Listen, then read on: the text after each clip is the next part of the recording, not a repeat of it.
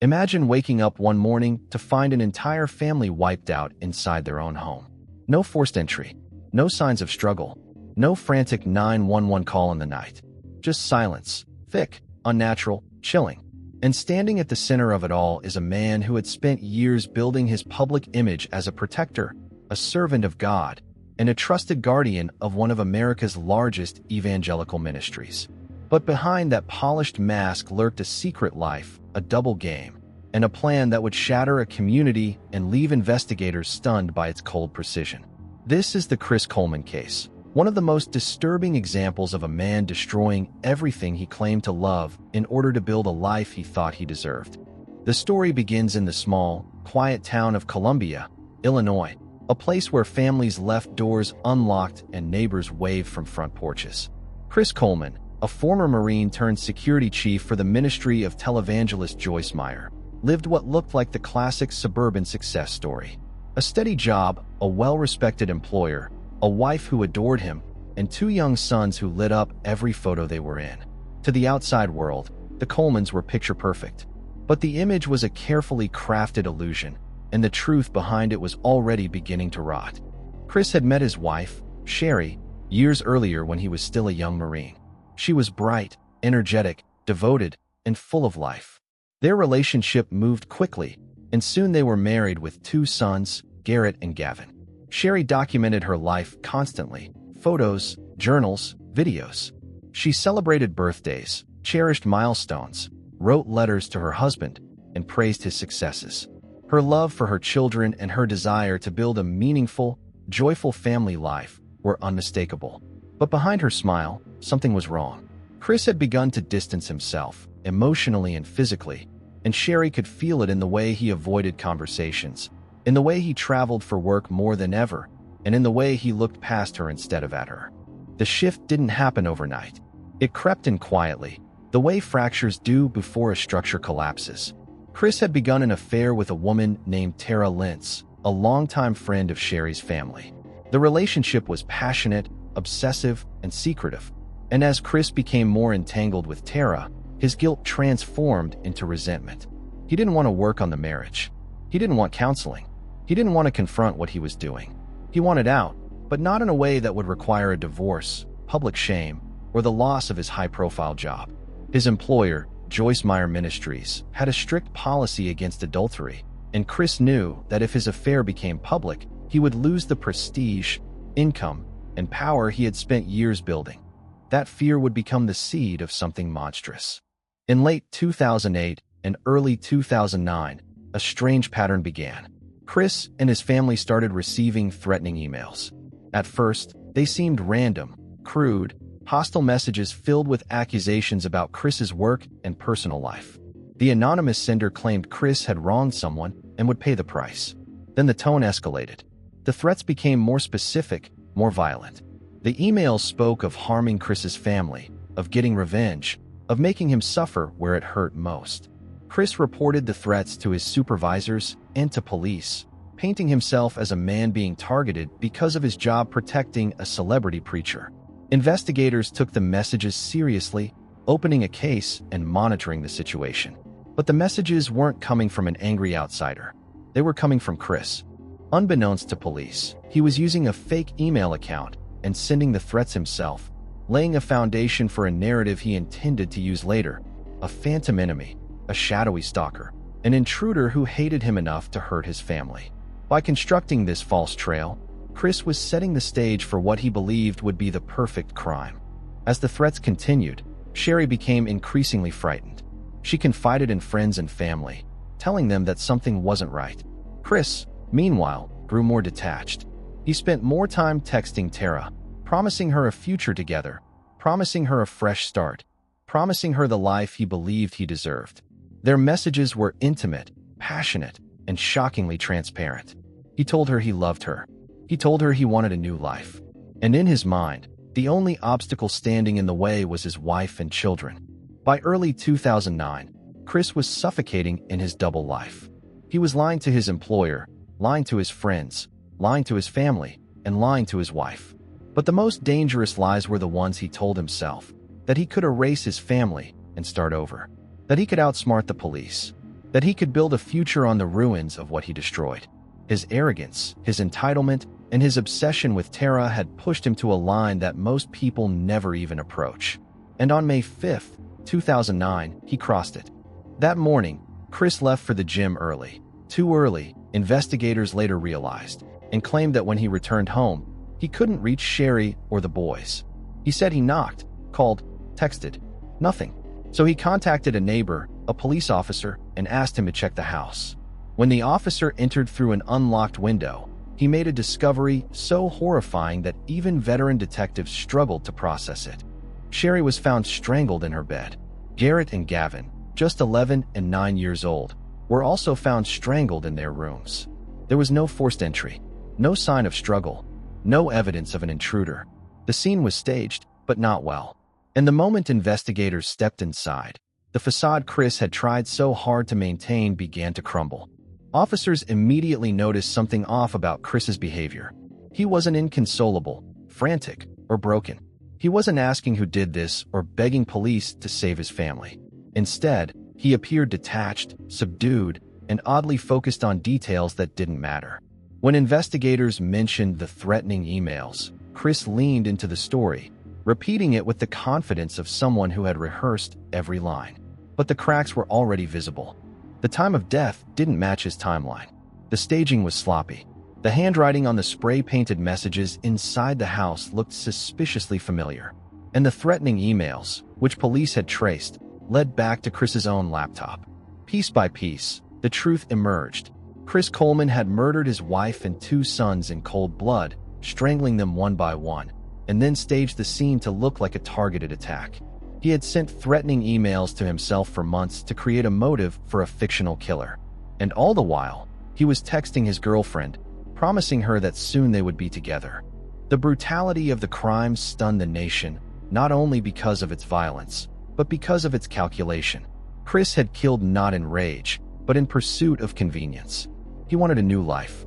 He wanted Tara, and he believed that by murdering his family, he could remove the only obstacle standing between him and the fantasy he had constructed. As investigators began dissecting the crime scene, their suspicions grew by the minute. Something about the layout felt staged, almost theatrical, as if someone had tried to mimic what they believed a murder scene should look like. Spray-painted messages on the walls, phrases like "punished," "I am watching," and "you have paid," seemed more like props in a low-budget thriller than the calling card of a genuine killer. The handwriting was sloppy but deliberate. It didn't fit the tone of the threatening emails, and it didn't fit the profile of someone supposedly obsessed with harming Chris because of his high-profile job. Detectives walked room to room, absorbing the details. Sherry was found on her bed, a white sheet partially pulled over her. There were no signs of forced entry, nothing broken, nothing overturned. The boys were found in their rooms, lying in positions that indicated they had been attacked while asleep. The quietness of their final moments haunted even the most hardened investigators. Strangulation is a personal, prolonged method of killing. It requires closeness. It requires intention. And it requires time. Time that no intruder would spend inside a house where 3 people slept and a husband was expected home before dawn. As crime scene technicians collected evidence, investigators interviewed neighbors, friends, and co-workers. The same name repeated over and over: Sherry. Everyone spoke of her warmth, her energy, her devotion to the boys. They described her as a mother who lived for her children, a woman who filled her home with love, laughter, and constant activity. Her personality contrasted sharply with what investigators were beginning to see in Chris. One neighbor described Sherry's growing anxiety in the weeks leading up to the murders. She had noticed Chris becoming more distant, more irritated, more detached from family life. Sherry had confided her concerns, admitting she feared her marriage was falling apart. But even then, she had hoped for reconciliation. She had hoped Chris would choose their family. He had already chosen his future, and it did not include them. From the moment Chris arrived at the crime scene, detectives monitored his behavior. He cried, but the tears came without emotion. He asked questions, but none of the ones a terrified husband typically asks. Instead of "Are they alive?" or "Who did this?" he asked logistical questions about whether he should call his employer, whether certain people had been notified, and whether he should leave to meet them. His demeanor was unsettling. detached, controlled, almost rehearsed. When questioned about his schedule, he stumbled. When asked who might want to harm his family, he repeated the same phrases, almost word for word. And when detectives pressed him about the threatening emails, they noticed a flicker in his eyes. Fear, but not the fear of a man whose family had been targeted. It was the fear of someone who had underestimated the intelligence of the investigators standing in front of him. Within hours, the investigation had shifted from find the killer to prove the husband did it. Detectives began the tedious process of unraveling Chris's digital life. They searched his computer, his phone, his email accounts. And there, buried among his files, was the smoking gun, the threatening emails he had pretended to receive. Metadata exposed them instantly. IP addresses matched his home, matched his computer, matched timestamps when he was alone. The entire narrative he had constructed was nothing more than a desperate attempt to create a fictional enemy. But the most incriminating evidence wasn't digital. It was emotional. As detectives interviewed friends and family, they discovered Chris's affair with Tara Lentz. Tara had believed his marriage was ending. Chris had told her repeatedly that a divorce was coming, that he was unhappy, that he wanted to build a new life. But he had never mentioned the strict moral code enforced by his employer. A divorce would not just be embarrassing, it could cost him his job. And so, Chris Coleman made a devastating calculation: lose his reputation or lose his family. He chose the option he believed would preserve his status. Detectives obtained phone records, text messages, and emails between Chris and Tara. The level of intimacy was staggering. He had sent her photos of himself, made hotel reservations, planned vacations, and even discussed possible baby names for their future children. He wasn't trapped in an unhappy marriage. He was building a parallel life behind his wife's back. The final piece of the puzzle came from Sherry's own words. Investigators found journals and emails she had written to friends, expressing her growing concern about Chris's emotional distance. She described nights when he slept on the couch, trips where he avoided her, and conversations that left her confused and heartbroken. She sensed that she was losing him, but she couldn't fathom the depth of his betrayal. Sherry's last journal entry read like a woman fighting to hold her family together, unaware that the man she feared was slipping away was already planning her death. When investigators confronted Chris with the evidence, he showed no outrage, no disbelief, no horror, only a deepening quietness, as if watching a structure he had built carefully collapse in slow motion. Within days, he was arrested. The man who had once stood on stages protecting a celebrity preacher was now handcuffed, facing the kind of accusations no public relations team could spin. The trial that followed captivated the nation. Prosecutors presented a chilling version of events. Chris Coleman had murdered his wife and children in their sleep, staging the scene to mimic a threat he had fabricated months earlier. They revealed digital footprints, inconsistent statements, and an affair so consuming that Chris had promised Tara he would leave Sherry by a specific date, May 5, 2009. The same day the murders occurred. Jurors listened, horrified, as messages between Chris and Tara were read aloud in court. They heard how Chris had told her she was his future, his destiny. They saw how he had erased his family digitally long before he erased them physically. And they recognized the cold, calculated nature of the crime. The defense attempted to challenge the timeline, attempted to argue that the threats were genuine, attempted to suggest that there was still reasonable doubt. But the evidence was overwhelming. And the jury saw what prosecutors had seen from the beginning: a man who valued his own desires above the lives of his wife and children. After only a few hours of deliberation, Chris Coleman was found guilty on all counts. The judge sentenced him to 3 consecutive life sentences without the possibility of parole. There would be no second chance, no new beginning, no future with Tara. The life he had killed for was gone before it began. When the verdict was read, Chris remained eerily calm. No tears, no apologies, no grief. It was as though the reality of his actions had never fully connected to the consequences. He had believed for so long that he was smarter than everyone else that even the truth, delivered by a jury of his peers, seemed incapable of penetrating his self-inflicted delusion. Sherry's family, devastated but united, vowed to preserve her memory and the memory of Garrett and Gavin. They spoke of her kindness, her optimism, her love for her children. They reminded the world that behind every crime statistic lies a real family whose lives were shattered. And they made sure the story would not be remembered as the rise and fall of Chris Coleman, but as the tragic loss of a mother and two innocent boys. As the trial concluded and Chris Coleman began his life sentence, the nation was left with a haunting question. How does a man transform from a seemingly devoted father into a killer capable of murdering his own family? The answer, investigators and psychologists argued, lay at the intersection of entitlement, secrecy, and a profound inability to confront personal failure.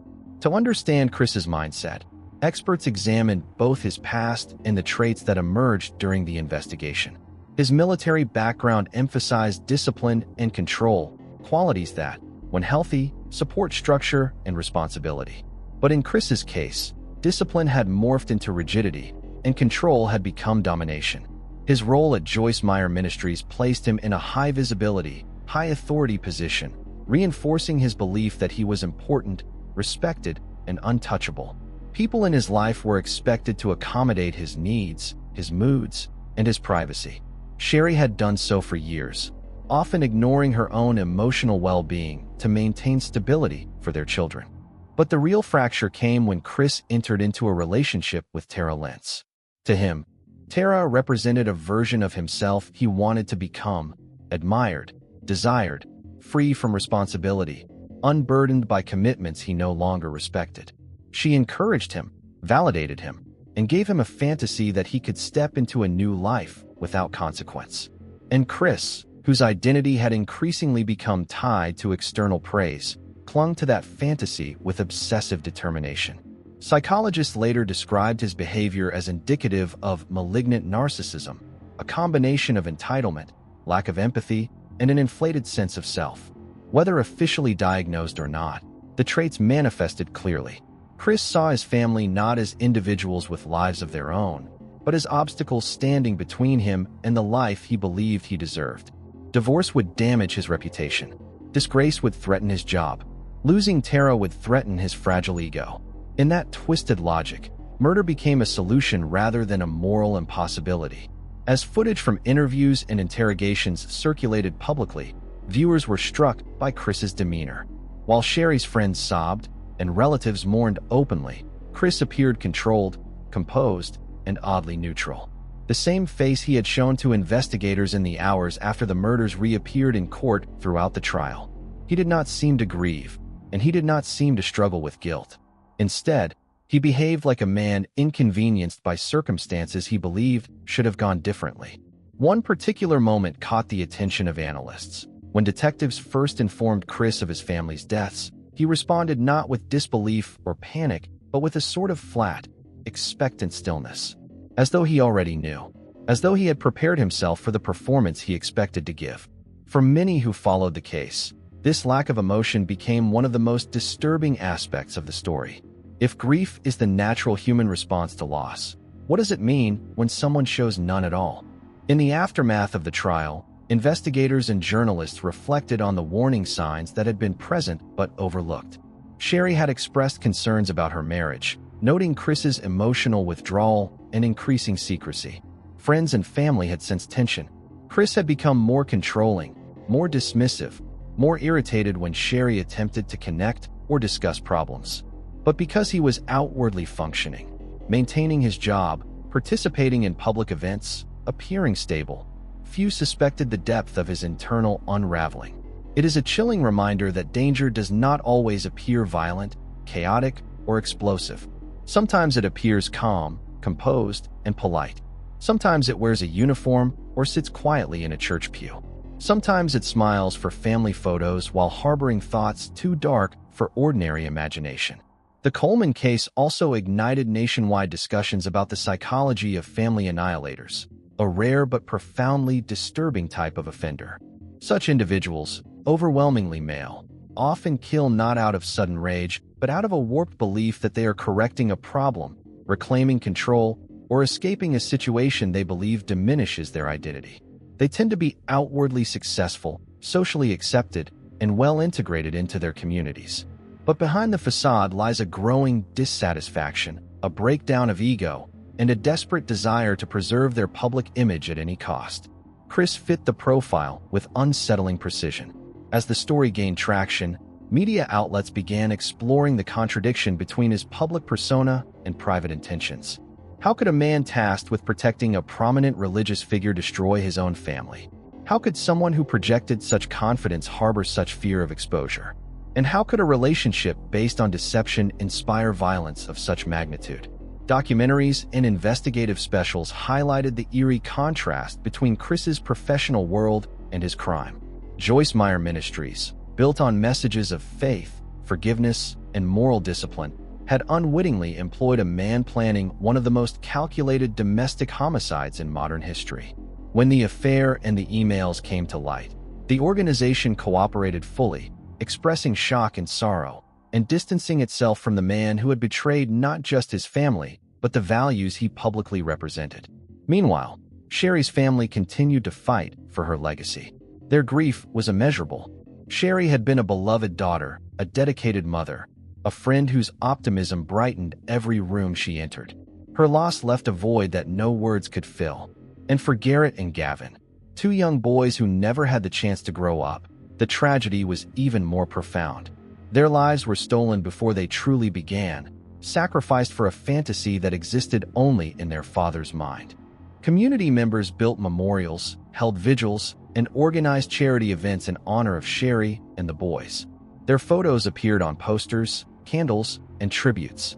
They were remembered not as victims of a crime, but as vibrant individuals whose lives had meaning. Sherry's smile, Garrett's curiosity, Gavin's energy, all became symbols of a family that should have been protected, cherished, and allowed to flourish. But the case didn't just reverberate through the community. It became a national study in deception. Investigators were invited to conferences to explain how digital footprints exposed Chris's lies. Prosecutors discussed strategies for proving staged crime scenes. Psychologists analyzed the offender's personality, examining the intersection of ego and violence. And true crime audiences were captivated by the layers of betrayal, planning, and psychological complexity at the center of the case. The threatening emails remained one of the most astonishing elements of the investigation.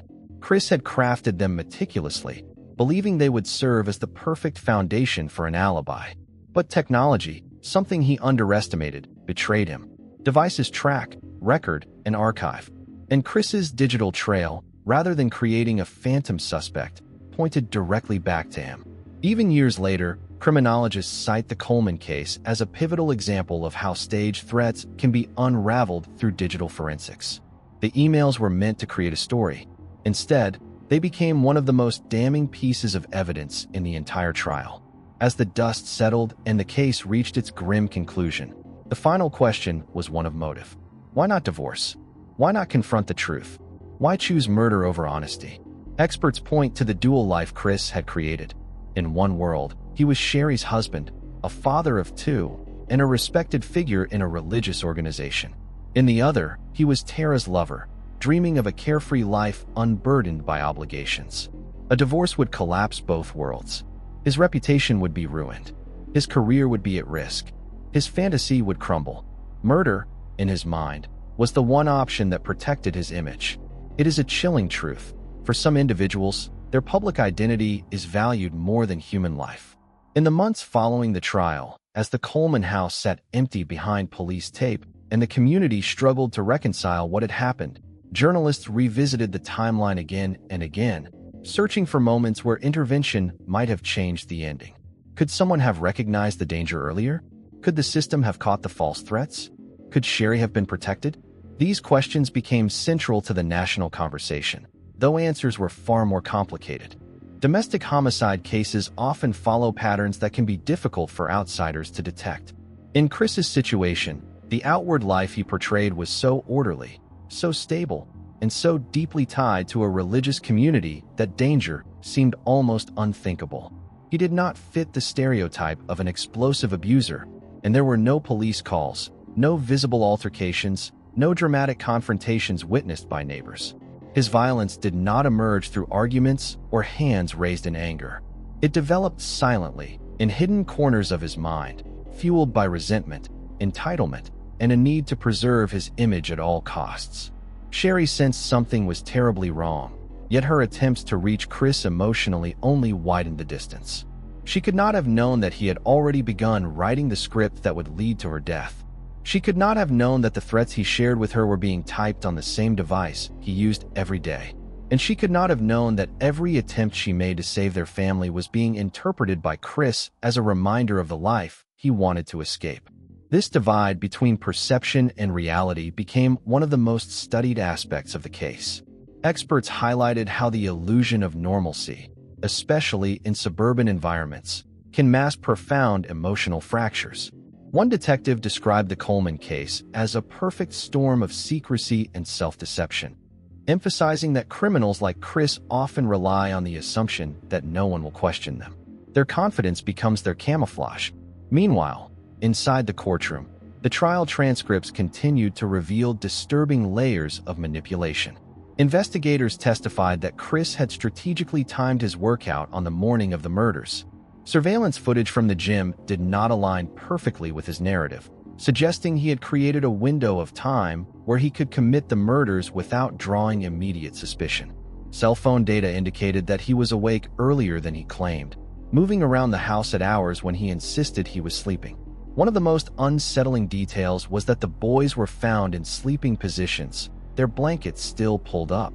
It suggested they were killed before they had any chance to wake or understand what was happening. This detail alone reinforced the ruthlessness of the crime. It was not a chaotic moment of rage. It was a calculated act carried out against victims incapable of defending themselves. As the public grappled with these revelations, another facet of the case emerged: the role of faith and religious image in shaping public perception. Chris had worked for a major Christian ministry. He accompanied Joyce Meyer on global trips. He was often seen as her protector, someone dedicated to safeguarding moral leadership. For many observers, this created an additional layer of confusion. How could someone so deeply embedded in a religious environment commit such an atrocity? Psychologists noted that individuals who operate within high-control religious or moral frameworks sometimes develop a heightened fear of shame. The more public their devotion, the more catastrophic they perceive the consequences of personal failure. In Chris's case, admitting to an affair, facing a divorce, and risking termination from his job were threats to his identity so severe that he sought an escape that preserved his public image, twisted as that logic may have been. This intersection of public morality and private immorality became a lens through which many examined the case. Documentaries and investigative reports pointed out that Chris did not simply fear losing Tara. He feared losing the version of himself that he believed others admired. His fantasy was not just about romance. It was about self-preservation, ego, and image. Meanwhile, Sherry's family continued the painful work of honoring her memory. They established events in her name, gathered stories from friends, and protected Garrett's and Gavin's legacies with fierce determination. They wanted the world to remember not the cruelty of their deaths, but the beauty of their lives. They spoke about Sherry's creativity, the way she decorated her home for every holiday, the way she supported her boys' dreams and curiosities. They shared stories of Garrett's thoughtful nature, the way he helped younger children in school. They shared memories of Gavin's playful energy, his humor, and the joy he brought to everyone around him. Their grief was immeasurable, but their commitment to remembrance became a cornerstone of community healing. As years passed, new details emerged through interviews, court documents, and investigative reviews. Officers involved in the case reflected on the moment they realized Chris was no longer a grieving husband but the primary suspect.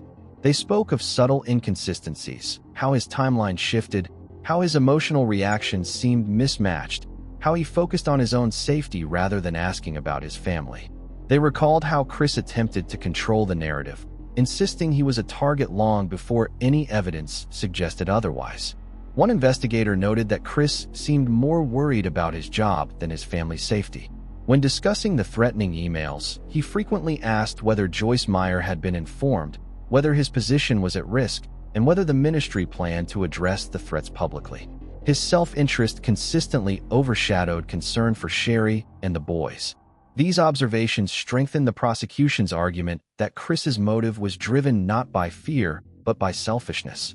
He saw his wife and children as barriers, not as loved ones. and by the time of the murders, his emotional detachment had become so complete that he was willing to take their lives to protect his own image. This idea, that someone could destroy their family to avoid embarrassment, was one of the most horrifying truths that emerged from the case. It contradicted conventional notions of motive. It challenged assumptions about what could drive someone to commit murder. And it demonstrated that the human capacity for violence does not always present through anger or hatred.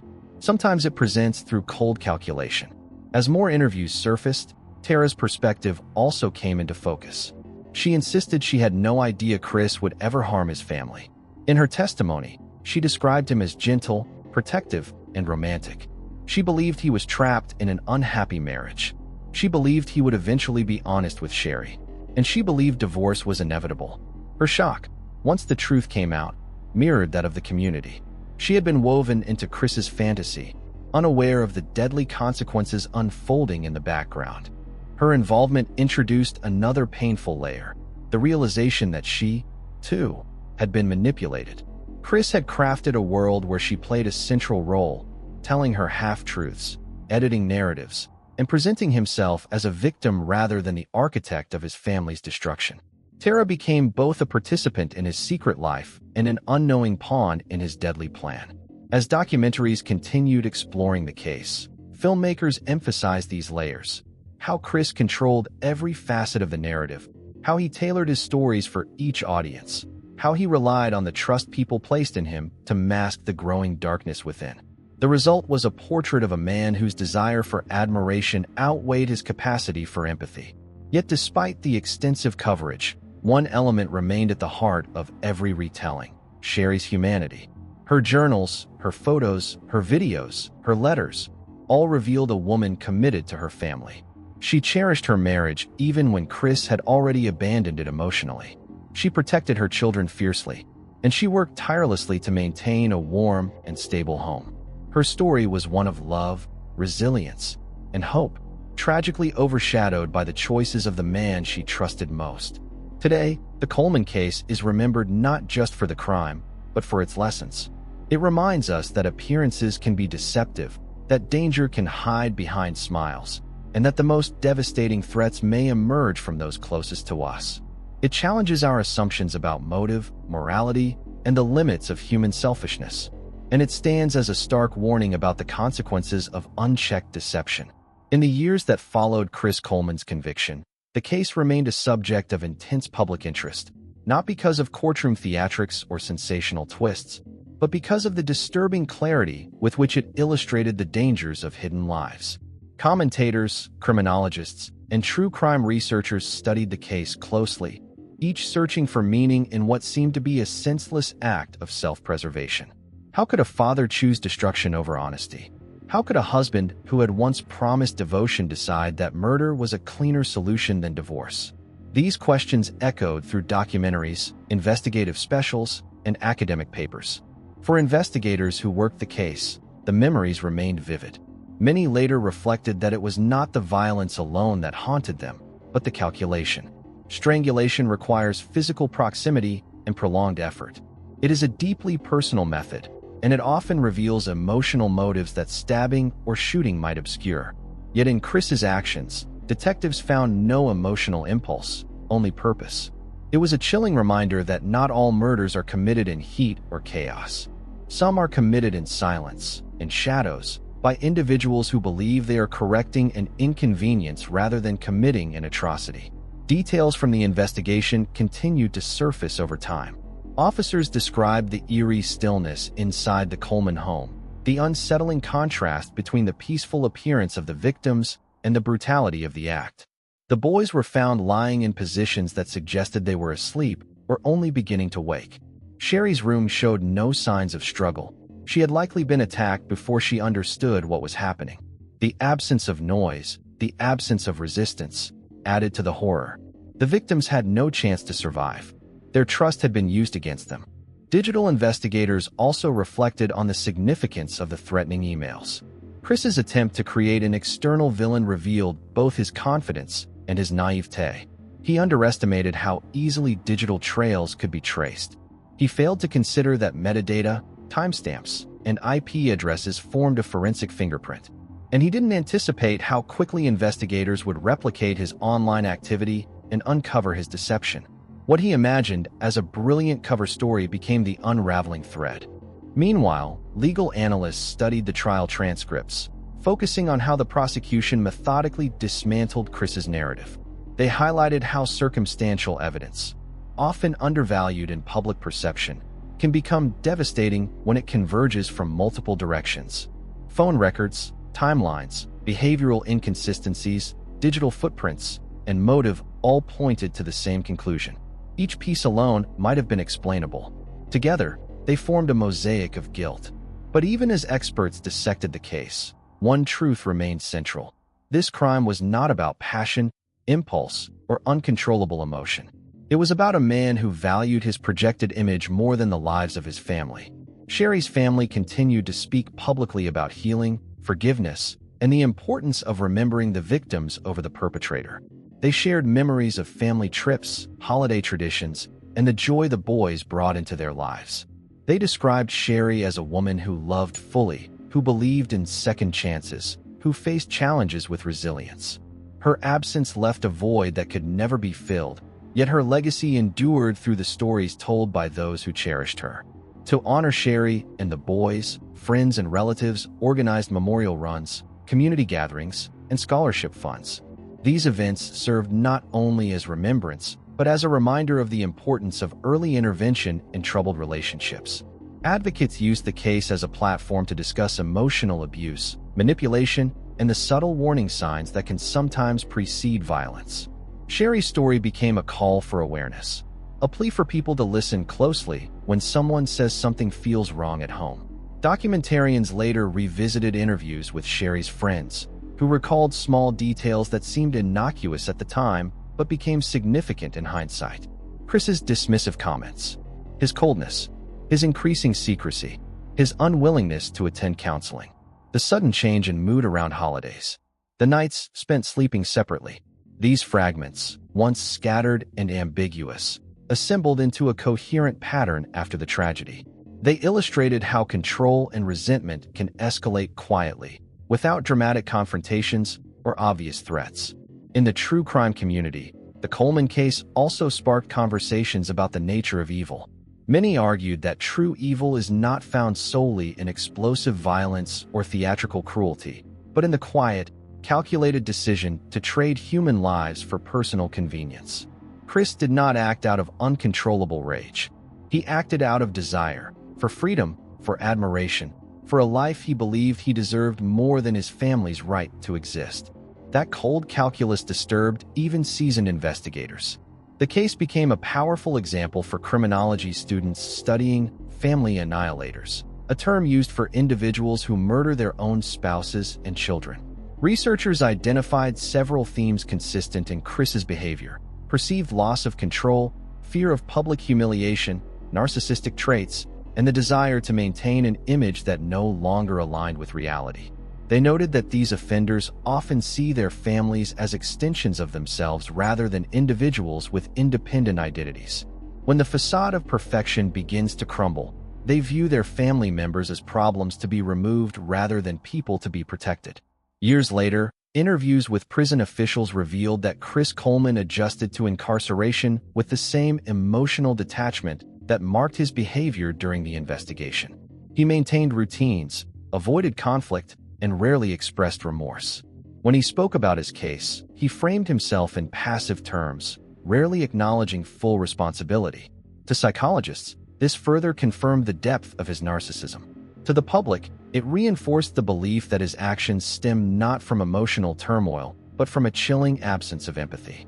Despite the layers of analysis, the heart of the story always returns to Sherry, Garrett, and Gavin.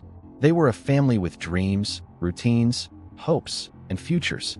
Sherry planned vacations. Garrett was excited about school. Gavin was learning new hobbies. Their lives were intertwined with family traditions, inside jokes, weekend plans, and the warmth of a mother's love. None of them knew that the person they trusted most had already decided their fate. In the broader cultural landscape, the Coleman case remains a study in betrayal. The betrayal of vows, of parental duty, of public trust, and of human decency. It is a reminder that true crime stories are not merely narratives of mystery and investigation. They are stories of real people whose lives are interrupted by unimaginable violence. And behind every headline, every courtroom photo, every documentary frame, lies a tragedy that reshapes countless lives. Today, when people revisit the case, they often ask the same final question: could this have been prevented? The painful answer is that prevention requires awareness of emotional shifts, of secretive behavior, of patterns of control, and of the subtle signs that something deeper is wrong. Not every troubled marriage ends in tragedy, but every tragedy leaves lessons that must be remembered.